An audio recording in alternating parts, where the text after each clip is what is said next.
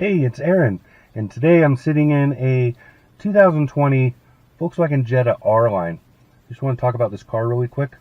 This is a midsize sedan. It's a pretty competitive, but honestly, in this segment, everything is kind of humdrum. There's no excitement going on, but something to point out about this particular vehicle is that it's one of the only midsize sedans still on the market that you can get a manual transmission in.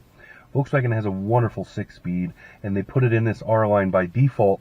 It is a great transmission, very fun to drive. It really changes the way this vehicle is.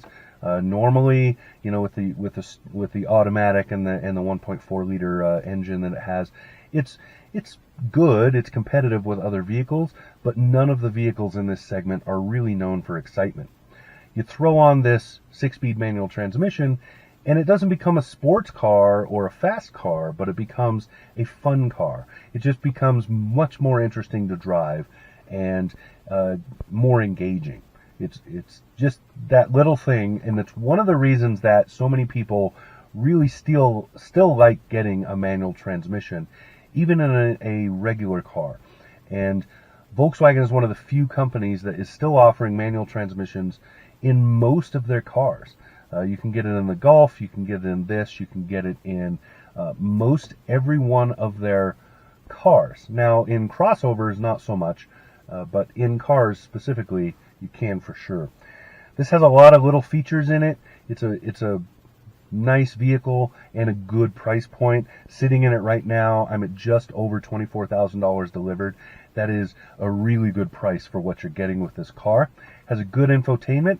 It's not terribly complex. It can't do a whole ton of stuff, but if you pair your phone to it, you have tons of options on this.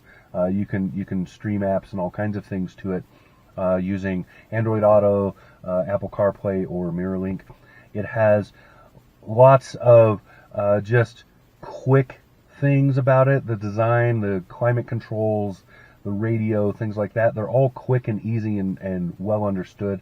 There's no thinking involved, so you don't get distracted using those things. The driver information screens, they're pretty simple, but they're easy to access. There's buttons right on the steering wheel, and really quick. And then some of the safety items are actually on a button. This is a Volkswagen thing. They're on a button right next to the cruise control stuff. So you can quickly bring up safety things if you want, like lane keeping or any of that. Lane departure warning, any of that. If you want to shut it on or off, things like that, which is really handy because right now this is construction season. And most of us know that those lane departures and other things are really annoyances when you're having to basically ignore the lanes and drive through the pylons or whatever they've got put up instead. So nice little touches like that. Standard on most Volkswagens now is an intelligent crash response system. Intelligent, yeah, that word. Crash response system.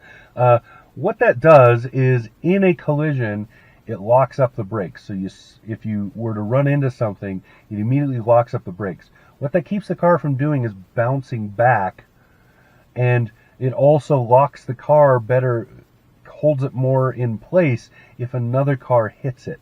So if there's a secondary collision in the crash, which Volkswagen found had been that is a large statistic in injuries in wrecks when it's a secondary collision, not the initial one, but the ones that happen after that. So to keep the cars from doing that, Volkswagen basically locks the brakes on the car once the collision has happened, so that the car doesn't as easily move around. As far as the price tag on this, the only add-on for this vehicle that I'm sitting in is a $500 winter package, which has heated seats and mirrors and whatnot. Other than that, everything on this is standard R-Line equipment.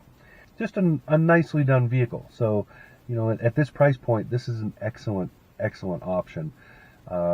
It doesn't have the high-end safety features that you'll find in some of the competition.